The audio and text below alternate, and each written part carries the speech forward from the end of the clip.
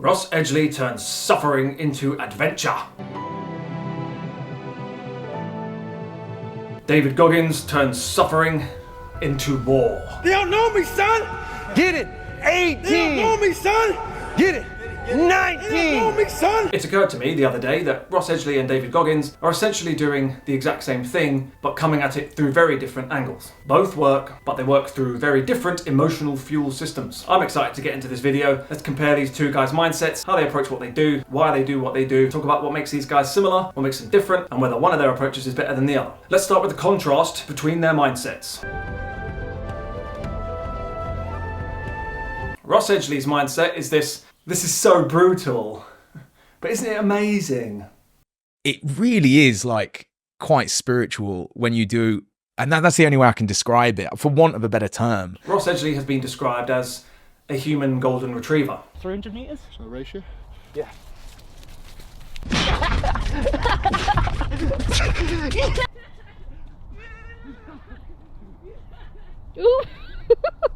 Ross uses curiosity, humour, playfulness, science, team energy, and stoicism. My purpose is to get people to shift their barometer ever so slightly, by 1 degree, to see what they're capable of doing. So if someone watched me swim around Great Britain with my tongue falling off, with jellyfish hanging off my face, and they went, hang on, if he can do that, then maybe I should sign up to that marathon, that 5K, the ultra marathon, whatever it is. During his 2018 swim around Great Britain, he covered roughly 1,780 miles, give or take, in 157 days, often swimming 6-hour blocks while eating around 15,000 calories a day. His body broke down badly. Salt mouth, neck wounds, swollen feet, and his public persona remained almost absurdly cheerful.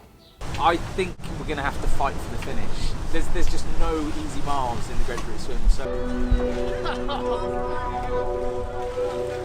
Moving on to David Goggins. David Goggins' mindset is more, this is brutal, and that's exactly why I'm here. Goggins' philosophy is built around confronting pain, trauma, weakness, fear, and self-deception. A lot of us have these fears, and I have a lot of them. I had a lot of them.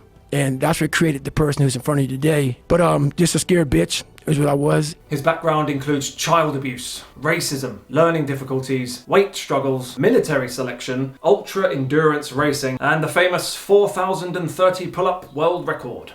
Emotionally, these men are in very different places. Similar results, very different emotional spaces. So why are these guys the way that they are? Goggins seems like someone who built a survival identity out of pain. Goggins is completely dedicated to never again feeling weak or controlled or helpless. This has clearly produced an extraordinary resilience in Goggins. Pain has become a very familiar territory to him. That's what that's all about. It's about gaining control of your mind, putting things back in the proper perspective, and then saying, I really do want to be here. I don't think Goggins is trying to feel good. Goggins is trying to prove that he cannot be broken. I had to invent a guy that can take any pain, any suffering, any kind of judgment. I had to build this callous mind, and I built it through suffering. Whereas Ross seems more like someone who built resilience through fascination and sports science. Perhaps the main reason why I do these challenges is to go against the sort of status quo of sports science and challenge what many people thought the human body was capable of. Ultimately, though, you end up with the same result. Discipline and serious physical achievement and mental achievement. One comes from a trauma background, one comes from a curiosity background. But at the end of the day, they both serve the same function. Neither one is better than the other. Both approaches work, and let's talk about why. Goggins works because anger, shame, fear, and pain can be very good short-term mobilizers. They don't know me, son! Get it! 18! They don't know me, son! They sharpen identity, create urgency, and make quitting feel far more painful than continuing. For people who are stuck in self-pity, avoidance, or victimhood, Goggins is a very powerful psychological slap across the face. You're just a bitch. You really are a bitch. Ross works because positive emotion, joy, humour, and curiosity can help people stay mentally flexible under pressure. My eye sockets were so swelled, so I ended up putting the goggles over my face, and to try and get them to seal, I just punched them into my face. So you just had these perfect rings, and then I managed to... Because you were so swollen. Yeah. So you had to push them through the swelling. Basically, yeah. Oh my God. Which matters a lot when you're doing ridiculous ultra-endurance events. Misery makes time feel longer, but playfulness keeps the nervous system from interpreting every signal as an imminent danger. In plain English, Goggins helps you stop negotiating with weakness. I know there's so many people that have the ability and just refuse to get off that couch. Refuse to study a few more hours, refuse to go deeper, to go further. And that's where I gain the advantage. It's so easy to be great nowadays, my friend, because most people are weak.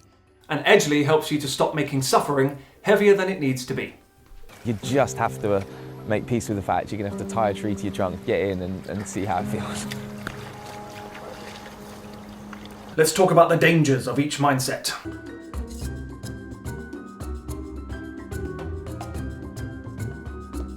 Goggins taken too far can become self-abuse disguised as discipline. Some people might use his philosophy to ignore injury, or emotions, or relationships, or recovery. The shadow side is, if I'm not suffering, I'm failing somehow.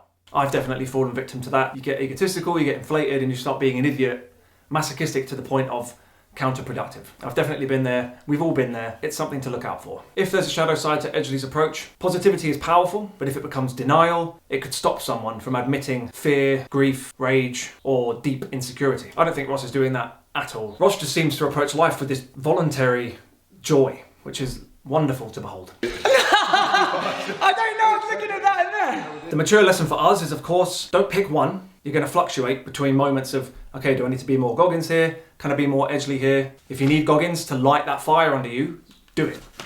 There's a spider right here. I wonder if the camera can pick that up. Right here. There's a tiny little spider. I hope the camera can see that. That would be awesome. Where was I? Use Goggins to enter the fire. Use Edgley to stay there. Here are some useful takeaways for us. You need more than one emotional gear. If you're avoiding the gym, the hard work, the hard conversation, the creative risk, use the Goggins gear. Stop lying! Do the thing! No negotiation! Once you've got yourself going, pivot to the Edgley gear. Relax. Smile. Breathe. This is an adventure. I've got a stitch, I was laughing so hard. Ultimately, what both these men are doing is a form of stoicism. Edgley wrote an entire book about stoicism. It's all about mental toughness and doing what you've got to do to get through life, making yourself as strong as possible so you can handle anything that life throws at you. It was just this experiment in like I said, mental and physical fortitude. It doesn't matter if you run, swim, cycle, the principles are still the same, but you know, it sounds cliche, nothing good ever came from your comfort zone. Goggins famously said that when he trains, he's not training for the next smoke jump, he's not training for the next big event. Goggins is training for the day he gets the phone call that his mother is dead. Some dark shit. They both have military service and experience, and over here in the United Kingdom, the Royal Marines motto is cheerfulness in the face of adversity. So it's very much a soldier's mindset. No matter how hard things get, laugh at it. It's like that scene in 300 where they're having the arrows rain down on them and they're all under the shields and they just start laughing.